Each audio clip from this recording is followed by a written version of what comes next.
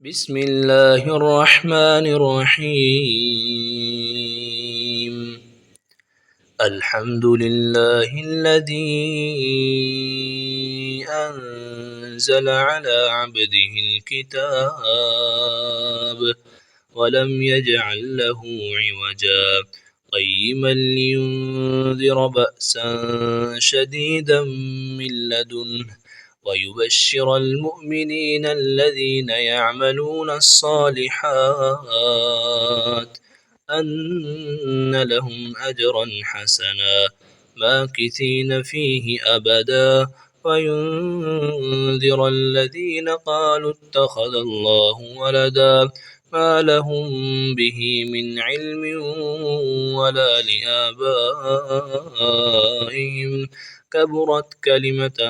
تخرج من أفواههم إن يقولون إلا كذبا فلعلك باخع نفسك على آثارهم إن لم يؤمنوا بهذا الحديث أسفا إنا جعلنا ما على الأرض زينة لها لنبلوهم أيهم أحسن عملا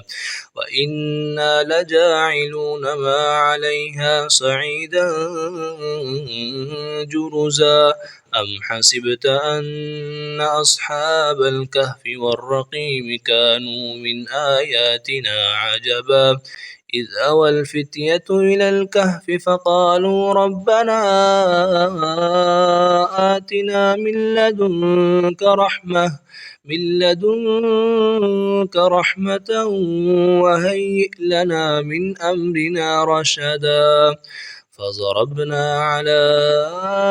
آذانهم في الكهف سنين عددا ثم بعثناهم لنعلم أي الحزبين أحصى لما لبثوا أمدا